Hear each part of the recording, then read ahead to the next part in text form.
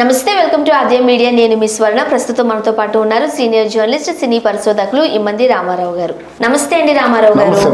రామారావు గారు, శత జయంతి ఉత్సవాలకు జూనియర్ ఎన్టీఆర్ గారు వెళ్ళలేదు అంటూ కొంతమంది ఎక్కువగా ఆయాసపడుతున్నారు. కాకపోతే ఒక టైంలో చంద్రబాబు నాయుడు గారు అలానే బాలకృష్ణ గారు ఇద్దరూ కలిపి జూనియర్ ఎన్టీఆర్ను చాలా అవమానించారు. ఆమె తల్లిని అవమానించారు. ఎప్పటికీ అది మర్చిపోలేని సంఘటనే జూనియర్ ఎన్టీఆర్కి. అలానే తాతగారంటే అభిమానం లేకపోలేదు, మనసులో ఉంది. మొన్న ఎన్టీఆర్ ఘాట్కి వెళ్ళి నివాళులు అర్పించారు జయంతి రోజున. కానీ వీళ్ళు పెట్టేదానికి ఎందుకు వెళ్ళాలి, ఇంత అవమానాలు పొందుకున్న తర్వాత అని ఆయన ఒక ఇంటర్వ్యూలో చెప్పడం విన్నాము. ఏమంటారు మీరు? ఇక్కడ జూనియర్ని ఎన్టీఆర్ని బతకనిస్తున్నారమ్మా.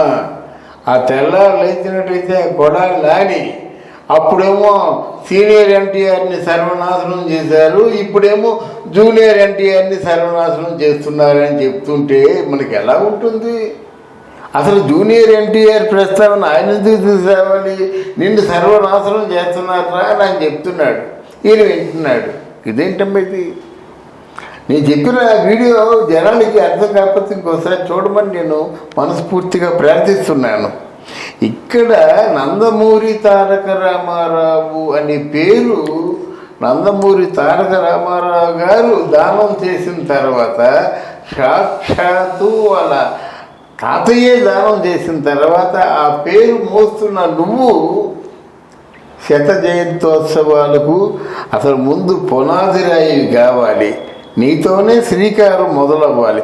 నా ఉద్దేశం ధర్మం ప్రకారంగా ఇప్పుడు నీ ఆ పేరుకున్న ప్రతిష్టను పదింతలు చేయాలంటే నన్ను ముందు పిలిచారు కాదు, నన్ను వెనక పిలిచారు, నన్ను మధ్యలో పిలిచారు, నాకు బొట్టు ఘాటుగా పెట్టారు కాదనుకుంటే అది ధర్మ గుణం కాదు. అది ఎందుకంటే మా తాత 100 ఏళ్ళు బతికాడు. అది 100 ఏళ్ళు ఆయన తాలకు 100 ఏళ్ళ ఫంక్షన్ చేస్తున్నాం.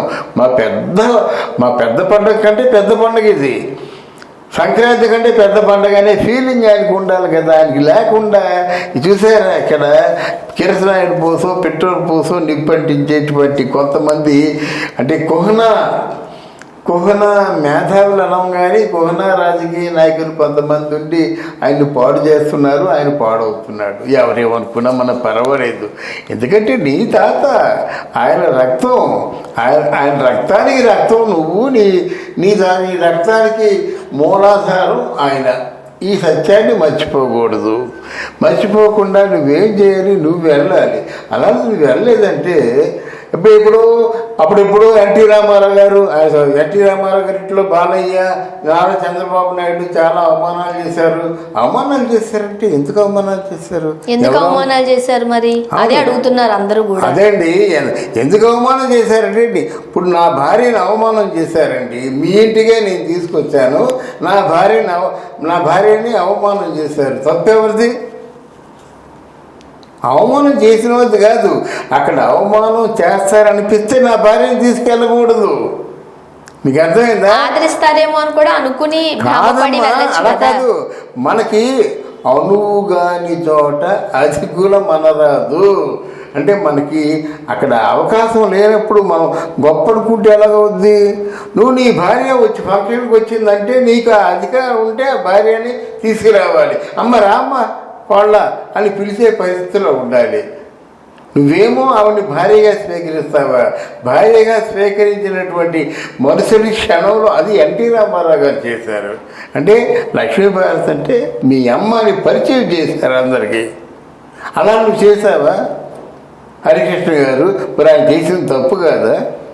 ఎవరైతే ఉందమ్మా చెప్తున్నాను, ఎవరైతే ఉందమ్మా ఒక స్త్రీమూర్తి నిన్ను నమ్ముకొని నీ చేత 3 ముళ్ళు వేయించుకున్నప్పుడు ఆ స్త్రీమూర్తికి నువ్వు ఇచ్చే గౌరవం ఎలా ఉండాలి? ఓ బిడ్డను కన్నప్పుడు నీ రక్తం, నీ అంశ, ఆ బిడ్డకి ఇచ్చే గౌరవం ఎలా ఉండాలి? ఎందుకు గౌరవం ఇవ్వలేదు? పైగా వాళ్ళిద్దరికీ గౌరవం ఇవ్వలేదని ఇప్పుడా? మరి మొట్టమొదటిసారిగా బాలయ్య బాబు మా బిడ్డ అని ఇలా కావలించుకుంటే గట్టిగా కావలించుకొని బోర్న ఏడ్చాడు కదా. అప్పుడే కాళ్ళను పట్టుకోవాలి.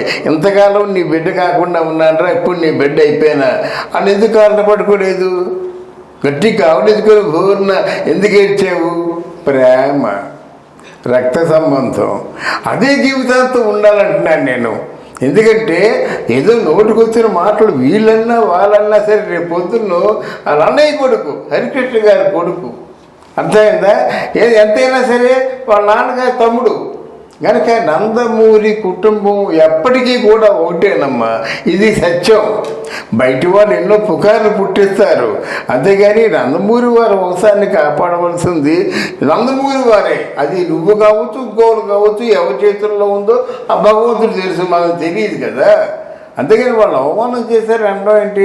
మరి హరికృష్ణ గారు చివరి రోజుల్లో తీసుకున్న జాగ్రత్త, చివరి రోజుల్లో అంటే పబ్లిక్లో చెప్పిన మాటల్ని మొదట్లోనే చెప్తే ఎలా ఉండేది?